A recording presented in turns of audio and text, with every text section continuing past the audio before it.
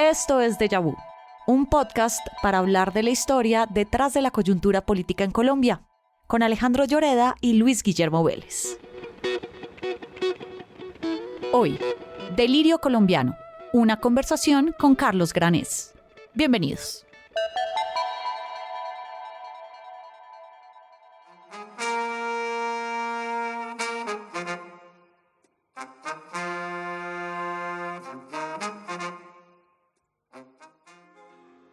Con un decreto de Hamilton no se le para la pechada al potro del llanero.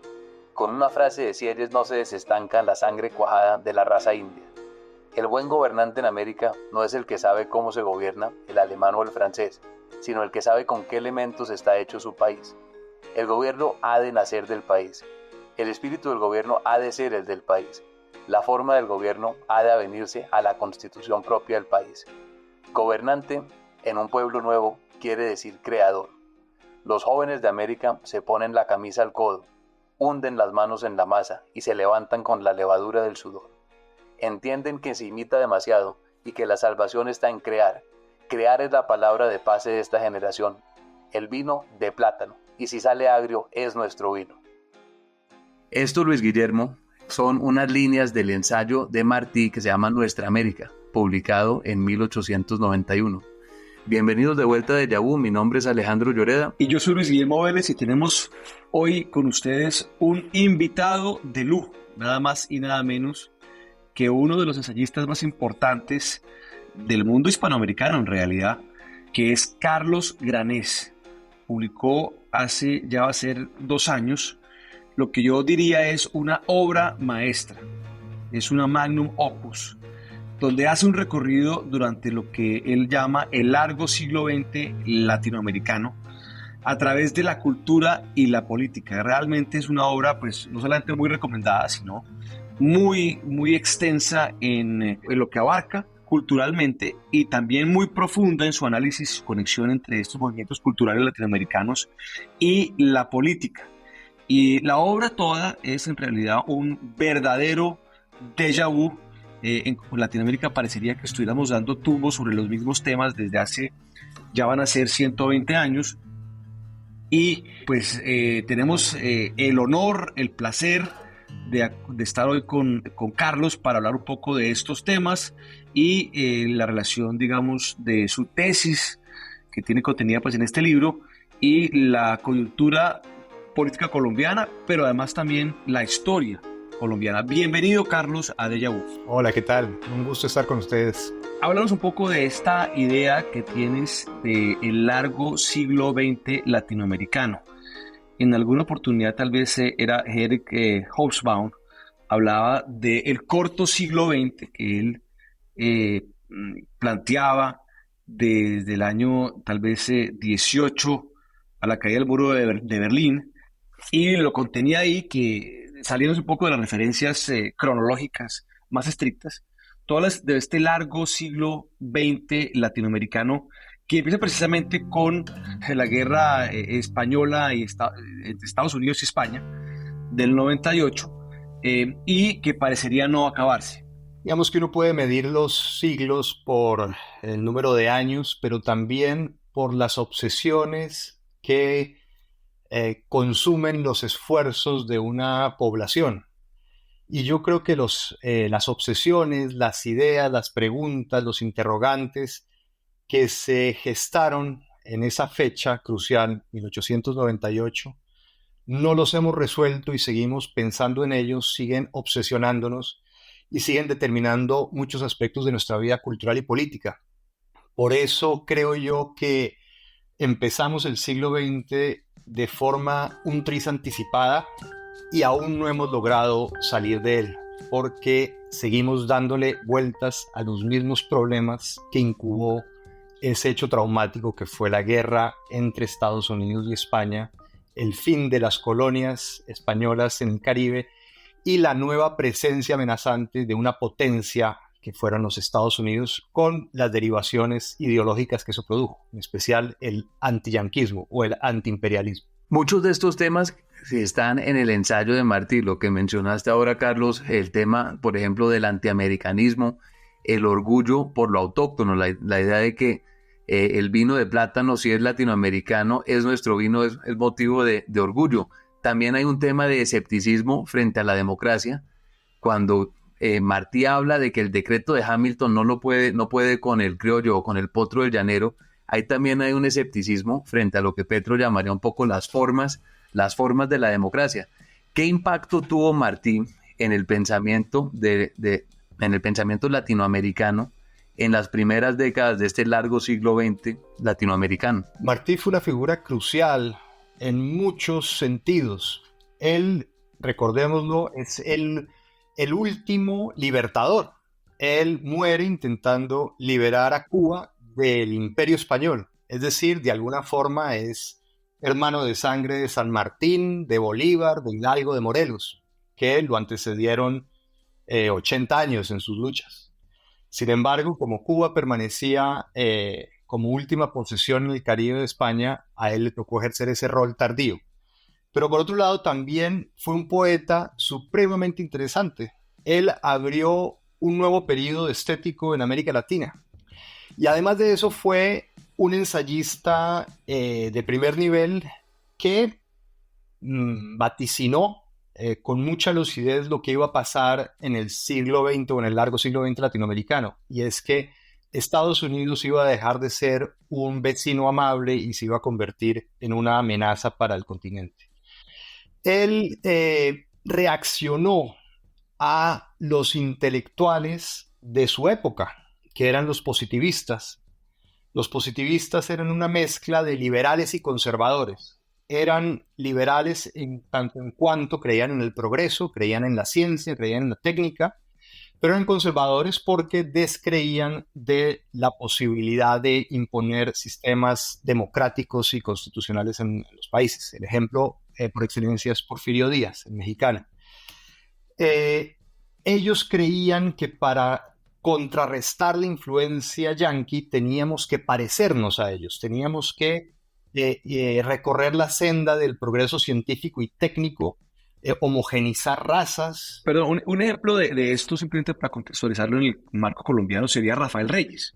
Sí, podría ser, pero positivistas, Rafael Núñez estuvo influenciado por el positivismo también. Y la idea de Martí no era parecerse a Estados Unidos, sino forjar una unión latinoamericana. Desde ahí se propone hacer algo que en realidad ya tenía ciertos antecedentes en la historia latinoamericana, y era abandonar la idea de que podemos copiar sistemas constitucionales ajenos, códigos normativos ajenos, y que para forjar leyes y textos legales tenemos más bien que estudiar nuestra idiosincrasia, estudiar al hombre vernáculo, estudiar sus condiciones, preguntarle qué es lo que quiere, qué es lo que no se le ha satisfecho, y en función de eso, ahí sí, crear instituciones y crear leyes. Esta es una idea que incluso ya la tenía Bolívar, desde que renuncia a la Constitución venezolana de 1811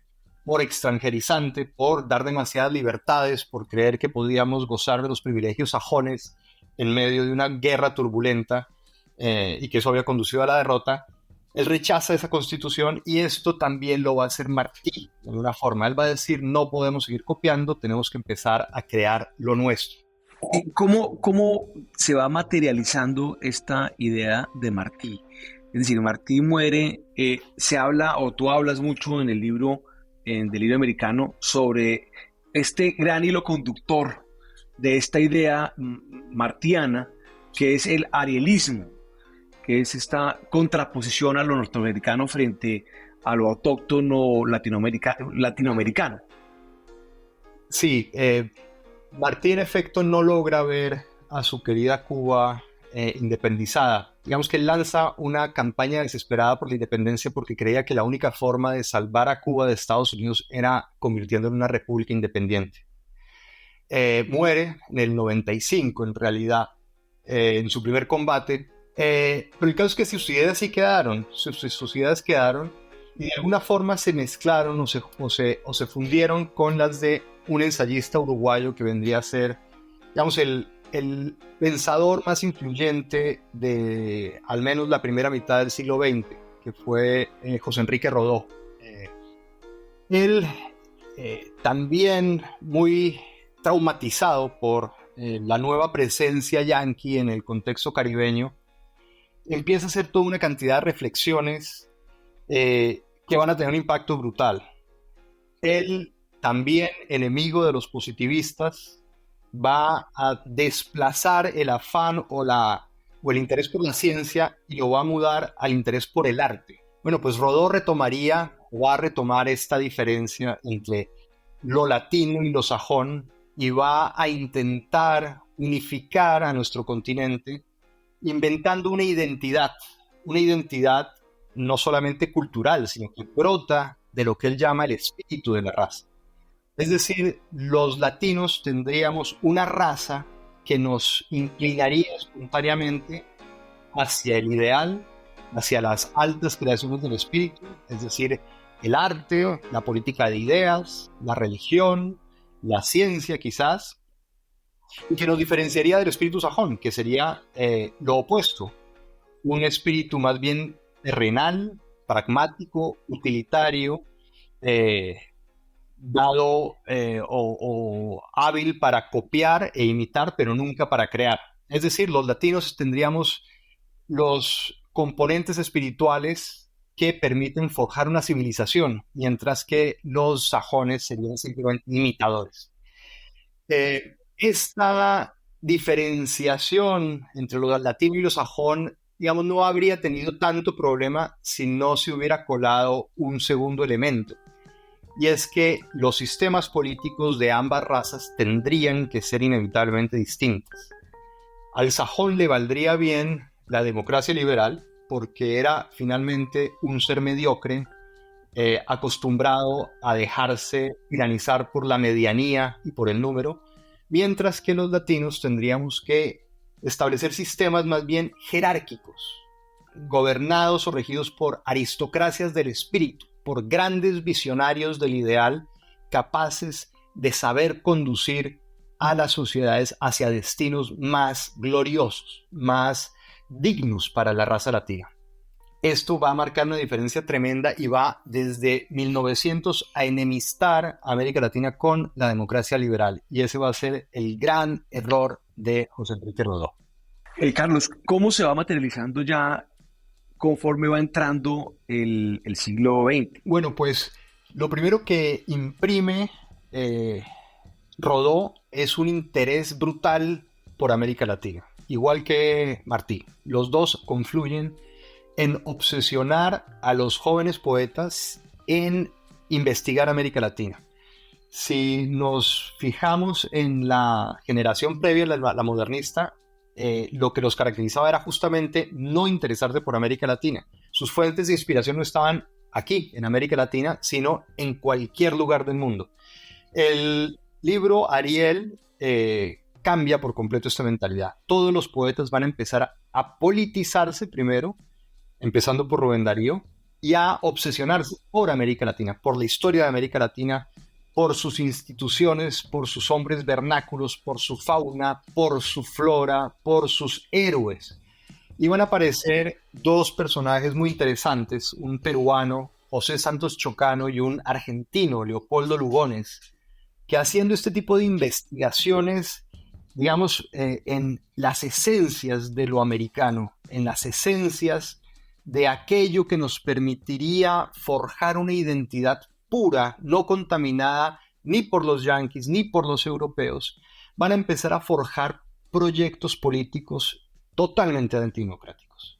Lugones va a rescatar a la figura del gaucho como el gran héroe que logró emancipar a Argentina o al Río de la Plata del invasor español, y lo va a actualizar su figura en la imagen del militar de los años 20, que ya no con el facón, sino con la espada, va a hacer lo mismo, es decir, a purgar a Argentina de la ola de inmigrantes que están llegando, huyendo de las guerras, de la Primera Guerra Mundial, y que están contaminando la nacionalidad argentina con anarquismos, judaísmos, socialismos, marxismos. Entonces, la primera consecuencia que va a tener esta búsqueda de lo netamente americano va a ser la creación de fascismos latinoamericanos. Carlos, y algo similar sucede también en Venezuela por esta época, donde Valenilla Lanz, el intelectual de cabecera de Juan Vicente Gómez, Sí, comienza a exponer sus tesis del cesarismo democrático y el gendarme necesario, exactamente. justificando que los latinoamericanos pues en realidad no somos materia para la democracia. Esto se convierte en una tendencia bastante antidemocrática que comienza a justificar las dictaduras. Y una de las tesis que vemos en el delirio americano es que Colombia va en contracorriente de muchos de estos temas largos de la historia latinoamericana. ¿Qué sucedió en Colombia en este sentido? Sí, en efecto, Colombia tuvo un desarrollo casi que a contracorriente del resto de América Latina. En determinados instantes históricos sí confluyó con las corrientes intelectuales y artísticas predominantes en el continente, pero durante otros momentos pareció estar al margen. Digamos que en el modernismo fuimos protagonistas. Nosotros tuvimos a Silva y a Valencia, que fueron dos titanes del movimiento modernista. Pero nuestro arielismo fue débil. Este furibundo antiyanquismo que caracterizó al pensamiento arielista no cuajó con mucha fuerza en territorio colombiano. Estos movimientos tampoco pegaron con mucha fuerza en Colombia. Sí hubo una generación que somatizó ese cambio juvenil de la época, que fueron los nuevos. Y dentro de los nuevos hubo una tendencia izquierdista con Luis Vidales y una tendencia derechista con los Leopardos. Pero no fueron o no tuvieron el impacto continental de un Santos Chocano o de un Leopoldo Lugones. Fueron, digamos, más tímidos en sus propuestas y finalmente no ganaron. Fueron, al menos los Leopardos, reducidos dentro del Partido Conservador por el mismísimo Laureano Gómez, que a pesar de su conservadurismo no fue fascista, al menos en ese periodo. Sobre todo porque en Colombia, digamos, no echa raíces el antiyanquismo, teniendo claramente razones para ser un país antiyanqui, porque había ocurrido lo de Panamá, que fue un trauma que se extiende en las primeras 2 décadas del siglo XX muy profundamente y sin embargo no se permea un antiyanquismo muy marcado. Eso por un lado, y por otro lado, pues esta marginalidad tanto de los extremistas de derecha en esta etapa, estoy hablando de años 20 y 30, y también de la izquierda. ¿Cuál puede ser la razón, Carlos, por la cual esto acaba ocurriendo? La verdad es que me cuesta encontrar una razón clara. A diferencia de los otros países latinoamericanos, Colombia se caracteriza por no haber desarrollado un nacionalismo muy agresivo. Si pensamos en México, en Argentina, en Brasil, incluso en Ecuador, hubo movimientos nacionalistas bastante más fuertes. En Colombia no. Y la prueba de que somos poco nacionalistas es que un gobierno de derecha como el de Duque nacionalizó, regularizó a 2 millones de migrantes. Eso en el contexto actual latinoamericano ningún gobierno de derecha lo habría hecho. Quizás tampoco de izquierda, ni siquiera. Pero en Colombia sí ocurren este tipo de cosas, lo cual demuestra que no tenemos una idea nociva y esencialista de la nacionalidad colombiana y que por el contrario estamos más abiertos. La ausencia de nacionalismo nos hace menos vehementes en nuestro afán de pureza y en nuestro celo a la corrupción yanqui, ¿no?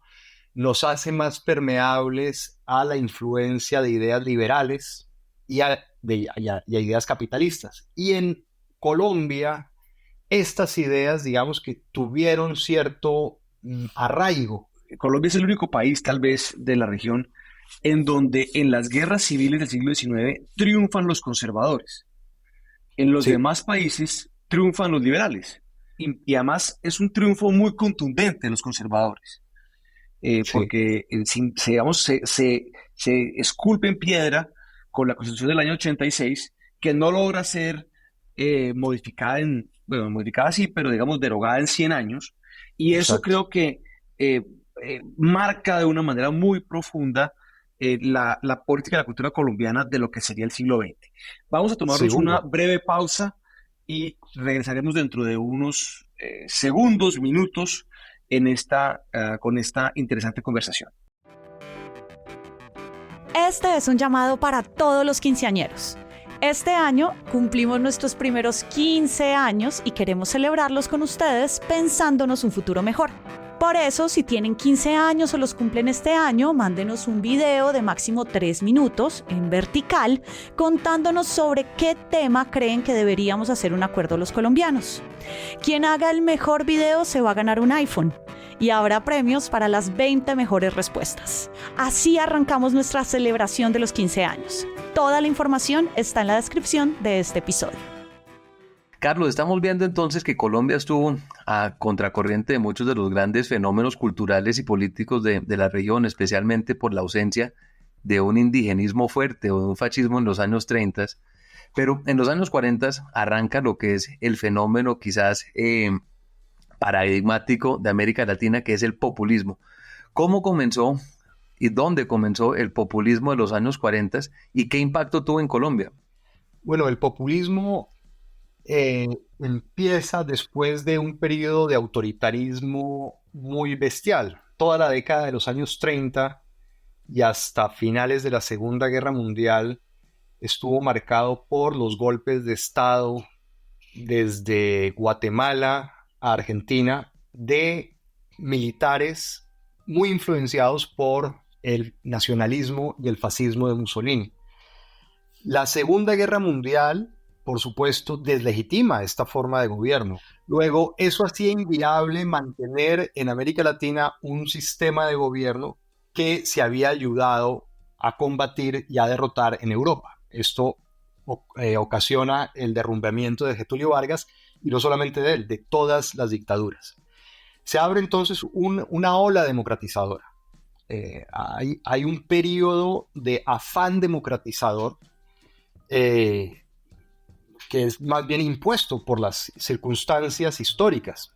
No significa eso que los protagonistas de esta nueva ola vayan a ser demócratas y mucho menos liberales. Todo lo contrario, siguen siendo los mismos personajes, siguen siendo Getúlio Vargas y sigue siendo Juan Domingo Perón, que había participado en golpes de Estado, que al menos Perón había estado en Italia y había sido un idólatra de Mussolini. Getúlio Vargas también. Pero el nuevo periodo los obliga a quitarse los trajes militares, a ponerse traje y corbata y a participar en elecciones populares. Esto coincide con un momento muy particular de la historia latinoamericana, o en realidad de la historia occidental, que es el momento del gran flujo de masas a las ciudades. Las urbes latinoamericanas empiezan a arder, ¿no? Se convierten en los centros de producción y hay un nuevo actor importante en la política, que es el trabajador urbano, que es el obrero, que va a formar parte de esa entidad política que cobra mucho protagonismo, que es la masa. Y estos ex dictadores van a seducir a esas masas de forma muy efectiva, con medidas que incluso los benefician notablemente, y eso les va a permitir ganar elecciones democráticamente para luego permitir que su instinto autoritario aflore y iniciar una demolición de las instituciones democráticas desde dentro. El dictador ya no va a llegar a Palacio con un tanque, sino que va a ganar unas elecciones y, apelando a pequeños trucos o triquiñuelas judiciales, va a empezar a cooptar a las otras ramas del poder y a las otras instituciones. Ya entrando, Carlos, en los años 50, en el 59, entran el ejército de Castro a La Habana, triunfa Castro en Cuba.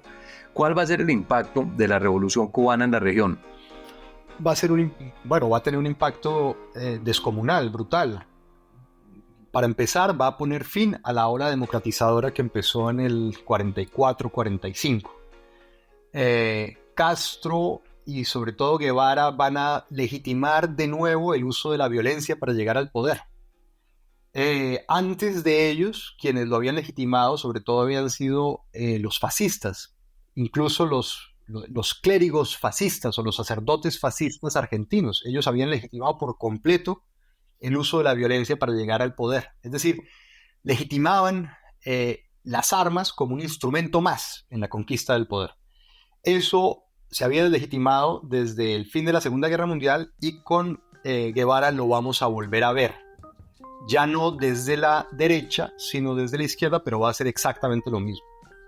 Otra cosa muy interesante es que si el Ariel de Rodó fue el libro más importante o más influyente en la primera mitad del siglo XX, desde 1960 el relevo lo va a tomar Guerra de Guerrillas de Guevara.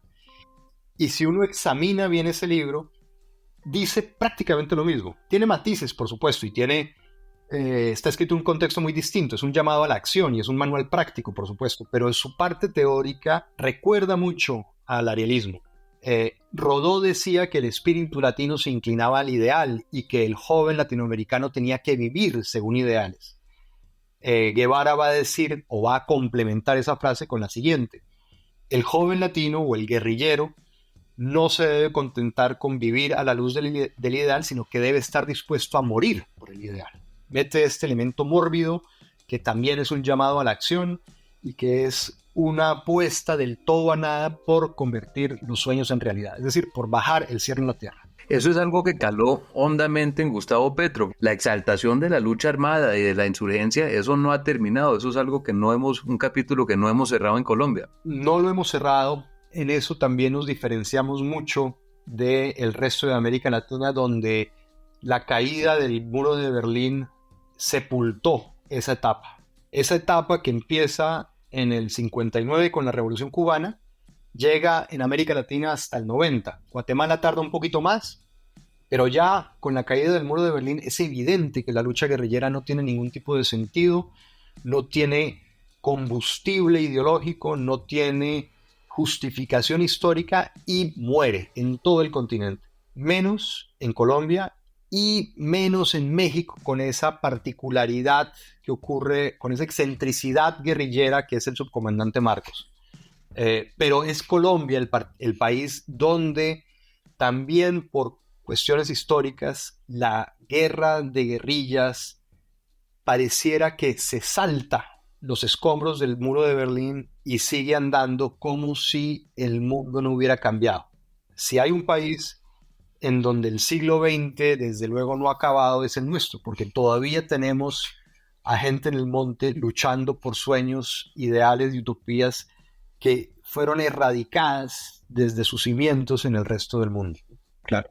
Y parte de la gran paradoja que hay en Colombia es que Colombia mantiene las formas democráticas, y yo diría más que las formas, yo diría que en Colombia había, digamos, un entendimiento y un respeto por la democracia bastante grande, a pesar de haber estado moldeada a través de un pacto de élites que era el Frente Nacional. Y es un tema que, como decíamos ahora, no está del todo resuelto. Creo que se ha avanzado mucho. Yo no soy tan pesimista, digamos, de decir que no se ha avanzado.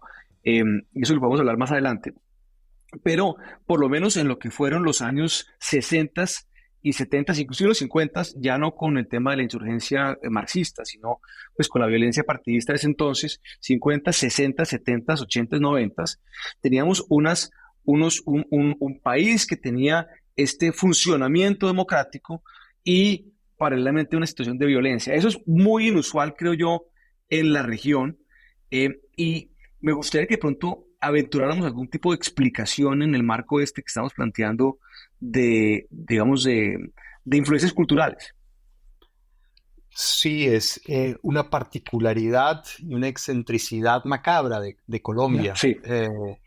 Por un lado, tenemos uno de los sistemas institucionales más sofisticados del continente y un apego por la democracia que muchos otros países envidiarían, conviviendo con unas guerras intestinas absolutamente salvajes que no respetan ningún tipo de principio de humanidad y que estetizan la muerte de las formas más espantosas imaginables, ¿no? Esa mezcla de civilización y barbarie que detectó, que diagnosticó Sarmiento en Argentina, pues la hemos padecido nosotros con mucha virulencia. La razón, pues, es complicadísimo, no sabría exactamente. A mí me ha interesado examinar la influencia que tuvo la Guerra Civil Española en las élites colombianas, porque no fue el único país de América Latina que somatizó el conflicto español como algo propio. En Ecuador también pasó, incluso hubo poetas ecuatorianos que hicieron una compilación en apoyo a la República y en donde, según se podía leer en sus versos, estaban viviendo ese conflicto como si fuera de ellos. Y a nosotros también nos pasó un poco, ¿no? Es muy notable, por ejemplo, el cambio en Laureano Gómez. Laureano Gómez acababa de escribir un libro, El Cuadrilátero, en donde destrozaba a Mussolini y a Hitler. Los destrozaba con argumentos de muy alto vuelo intelectual, y por el contrario se decantaba por Gandhi, que era curioso. Pero cuando ve a la matriz católica del mundo hispánico en peligro debido a un conflicto contra la República y con ascendencia de ideas comunistas, republicanas, socialistas, pareciera que vislumbra el mismo peligro para Colombia. ¿Y eso qué significa? Que ciertas ideas que atentarían contra una civilización católica muy vinculada no solamente con España, sino con Roma, estaría en peligro, y que ante semejante riesgo, todos ese prurito democrático, antifascista que había demostrado justo en el 35, pues parecerían doblegarse, debilitarse y más bien asumir que por la causa valdría la pena abrazar el franquismo y un nacionalcatolicismo mucho más radical, vehemente y combativo. Esto se traduce, pues claro, en una retórica muy agresiva, en un llamado sistemático a la acción. Esos son los años en donde todo el mundo cree que las ideas deben ser un simple gasolina para la acción, que tener ideas no basta, que las ideas deben llevarse a la calle y muchas veces mediante la violencia. Y esto es izquierda y derecha por igual. Entonces, creo que ese es un elemento, no el único, por supuesto, debe haber muchísimos más, pero este elemento del enloquecimiento o la fanatización de nuestras élites sí fue un determinante de esta conflagración atroz que padecimos. Creo que hay clarísimamente un filón, como decíamos ahora, pero nace otra inmediatamente, que es la que pues hemos padecido últimos 30 años, que es esta ya bastante diferente, ¿no? Donde hay pues el tema marxista, guerrillero, guevarista, inicialmente, porque las guerrillas colombianas empiezan con una guerrilla guevarista, que es el ELN. En las FARC vienen después, ¿no? Bueno, digamos que las FARC tienen antecedentes previos en las guerrillas liberales que se adaptan muy bien a un territorio y son campesinas. No son el joven urbano que lee la teoría del foco y se convence de que con 3 fusiles, 10 jóvenes y una retórica revolucionaria va a convocar a las masas y va a ser la chispa que encienda la revolución. La teoría del foco fue una teoría suicida, porque no funcionó nunca, no funcionó en ningún lado. Si funcionó en el ELN fue porque tenía, creo yo, la experiencia de las guerrillas liberales y de ese pre-FARC, de esos campesinos que con mucha menos teoría, pero mucho más conocimiento de la zona, mucho más arraigo en las regiones abandonadas del país, pues se convirtieron en un foco de resistencia bastante más adaptado a las circunstancias. Y esto, bueno, poco a poco viene siendo influenciado por ideas comunistas que convierten a los liberales en comunistas y poco a poco esto va mutando en las FARC, ya en los 60. Y pues la víctima en Colombia del foquismo, la víctima más conocida del foquismo en Colombia, claro, fue el cura Camilo Torres, que murió en su primer combate con el ELN, como lo mencionamos también en un episodio anterior. Carlos, tú mencionas que los artistas y los intelectuales tuvieron una tendencia en los 30 y otra vez en los 60 de irse a los extremos, al comunismo o al fascismo, y que la democracia liberal o el centro, como se conoce hoy en día, nunca tuvo mucha defensa, una defensa robusta de parte de los artistas y los intelectuales, que tenía poco sex appeal. ¿Eso está sucediendo otra vez hoy en día? Buena pregunta. Hoy en día lo que vemos, sobre todo en las artes plásticas, también en la literatura, pero sobre todo en las artes plásticas, es una especie de neoindigenismo, y no solo en América Latina, sino en el mundo entero. Una obsesión por las identidades victimizadas y marginalizadas, que bien pueden ser desde el afroamericano, al transexual, al migrante, al subalterno, a la mujer victimizada, etcétera, etcétera. Estos personajes se están convirtiendo en los temas de reivindicación plástica con una notoriedad brutal en los últimos mínimo 5 años. Entonces, en el libro, un paralelismo muy interesante que es una continuidad de este paralelo que se ve desde el siglo XIX entre el positivismo y lo que uno podría llamar el arielismo o martinismo, estas dos corrientes, y se personifican en dos titanes de la literatura latinoamericana, que son Mario Vargas Llosa y Gabriel García Márquez. Y tú tienes ahí unas páginas en el libro donde un poco los comparas a los dos, reconociendo pues obviamente la importancia literaria de ambos. O sea, ambos como que también pueden desplegar estas dos ramas que hemos venido discutiendo del progresismo democrático occidental, digamos, más europeo, y esta cosa del novomundismo, Sí. de la Latinoamérica única, en fin, todo esto que se ve más o particular o que se ve más claramente en García Márquez. Háblanos un poquito de esto ya en los años 70 y cómo esto se va desarrollando. Es un fenómeno muy interesante lo que el que se gesta en esa generación de escritores, porque todos son antiimperialistas inicialmente, ¿no? Todos están muy influenciados por la historia previa. A nivel político, también son supremamente interesantes.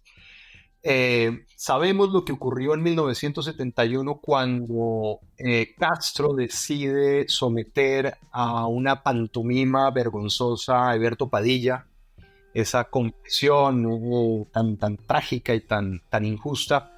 Bueno, esto acaba con la luna de miel de los intelectuales latinoamericanos con la Revolución Cubana. Y desde ahí se van a empezar a dividir las historias de García Márquez y de Vargas Llosa.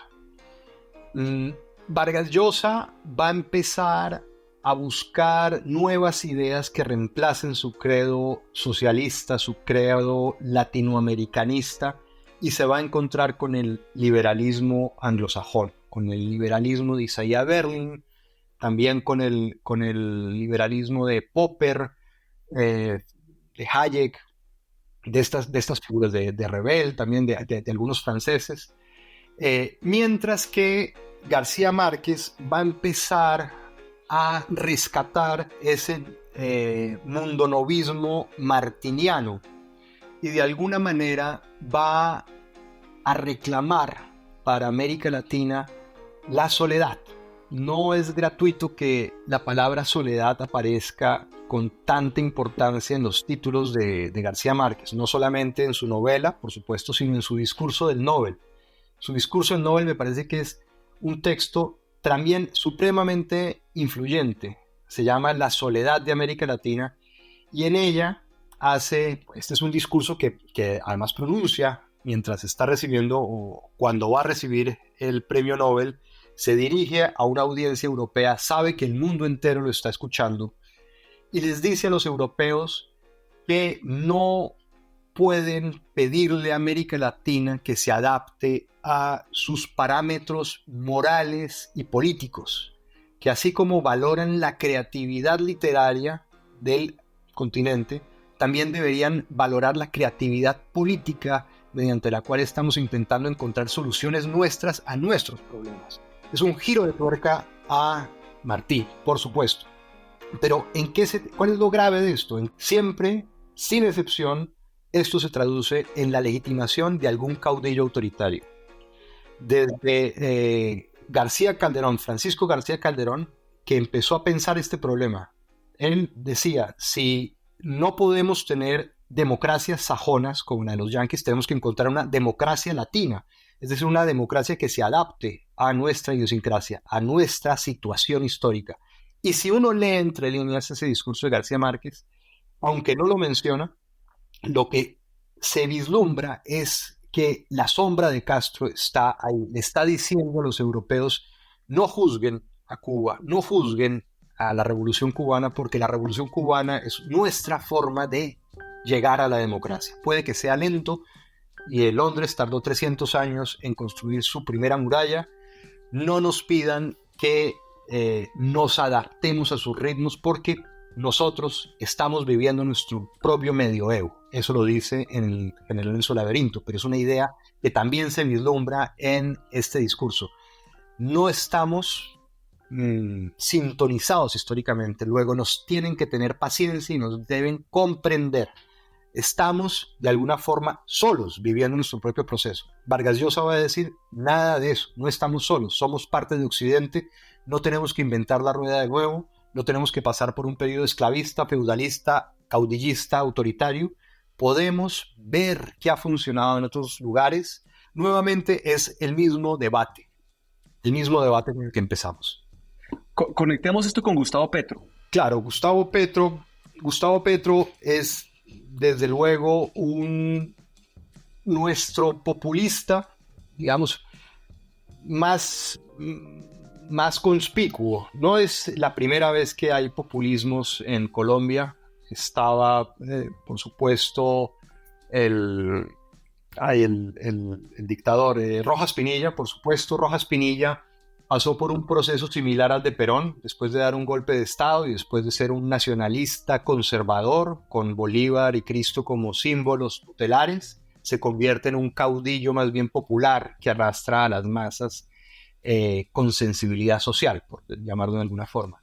Y después, claro, vino Uribe. Uribe también hablaba del estado de opinión, exactamente, que es una forma de convocar al pueblo también.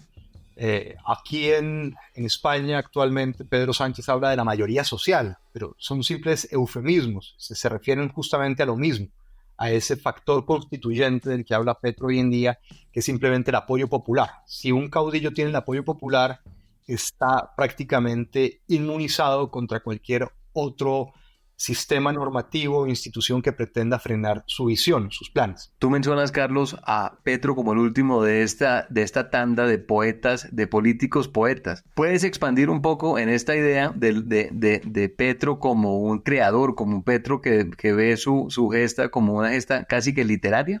Si recordamos las últimas páginas de las memorias de Petro, en donde habla de la campaña presidencial que lo llevó al poder, él se refiere a esta campaña como la campaña mágica, y esta es una alusión garciamarquiana, porque tan pronto lanza esa referencia empieza a hablar de García Márquez y dice que García Márquez, bueno, pues era un genio con la palabra escrita, pero lo suyo, lo de él y lo de todo populista, es la palabra hablada, la oratoria. Pero tienen un efecto similar. Crean magia. La magia del populista de balcón que con su oratoria cautiva a la masa consiste en que transforma al átomo social en algo más grande que él. Es decir, el individuo aislado, gracias a la palabra mágica, a la palabra redentora del líder, se convierte en multitud. Digamos que la acción directa de la masa, los hechos consumados por la masa, son lo que cambia la historia dentro de la mentalidad de Petro. Entonces, por supuesto que para esto se necesita un demiurgo, un mago de la palabra que obre ese milagro, que convierta al individuo, al ciudadano, en pueblo, en masa. Petro, como todos los populistas, cree ser la cabeza de un órgano compuesta por pueblo. Él, como guía, es la persona que tiene la visión, que sabe exactamente cuáles son las opresiones que hay que superar, sabe exactamente cuáles son las reformas que hay que producir, y lo único que necesita es apoyo popular. Como el pintor, como el poeta, no soporta que nadie le meta mano a su obra, a su gran visión. Solamente necesita ese factor constituyente, ese factor pueblo, masa, multitud, músculo callejero, que lo apoye para que logre conducir al país allí a donde lo quiere llevar. En ese sentido es claramente un demiurgo, porque no acepta que se haya hecho nada bien antes que él. En su discurso, creo que fue en Cali, ya no solamente hablaba de los 200 años de opresión oligárquica republicana, se remitía a la colonia y se mencionaba o se autonombraba como el caudillo que iba a liberar a Colombia después de 500 años de opresión. Luego, eso da a entender que en 500 años no ha pasado nada bueno, no se ha hecho absolutamente nada que merezca la pena continuar o conservar.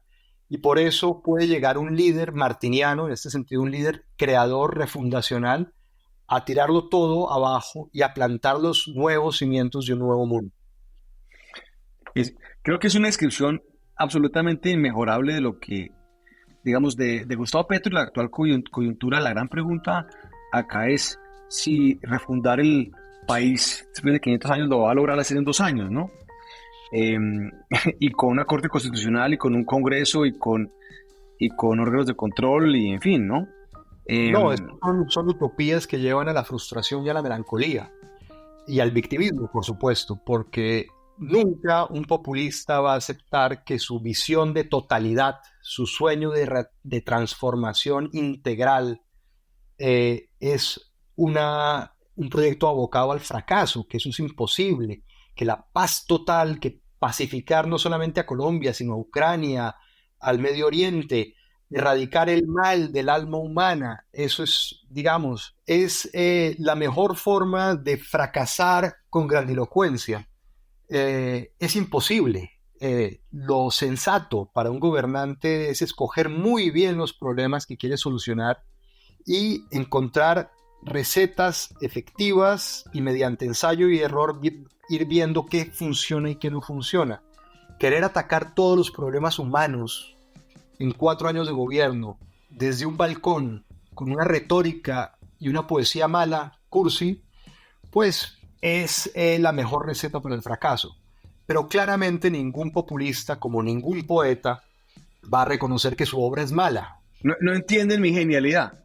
Exactamente. No estoy muy adelantado para el tiempo, no he sido entendido, he tenido enemigos del pueblo, no enemigos míos, enemigos del pueblo, que no quieren el progreso del pueblo y por eso se han opuesto a mis maravillosas reformas y a mi maravillosa visión de país, que si me dejaran concretarla, si no tuviera ningún obstáculo, pues simplemente redimiría al pueblo oprimido y le daría un ejemplo a la humanidad de sociedad perfecta.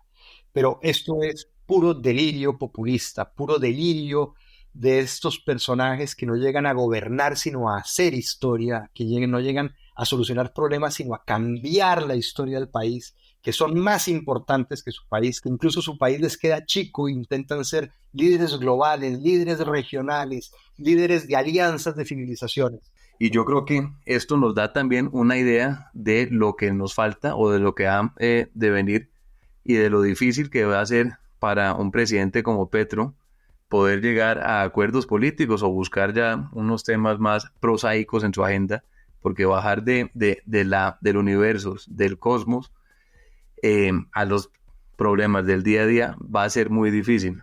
Sí, y también después de llamar a sus opositores o adversarios políticos esclavistas y masacradores, hacer un llamado a la unidad nacional es un canto de cisne. Uno no se sienta con esclavistas y masacradores a hacer un acuerdo nacional. Luego, o son masacradores o son adversarios políticos con los cuales se puede sentar a planear reformas, ¿no? Tal cual. Es muy ilustrativo tener este tipo de conversaciones porque se fijan más claramente los caminos a seguir y a no seguir. También, Carlos, de verdad que muchas gracias por tu tiempo. Nada, pues muchísimas gracias. Un gusto como siempre. Carlos, muchísimas gracias. Se nos quedaron muchos temas en el tintero. Esperamos que podamos volver a conversar aquí en Deja Vu. Muchas gracias a todos. Nos vemos en un próximo episodio. Deja Vu es un producto de La Silla Podcast. Grabado en los estudios de La Silla Vacía. Escrito y dirigido por Luis Guillermo Vélez y Alejandro Lloreda. Producido y mezclado por Fernando Cruz y la coordinación de Tatiana Duque. Cada 15 días, un nuevo episodio en su plataforma preferida. Gracias por escuchar.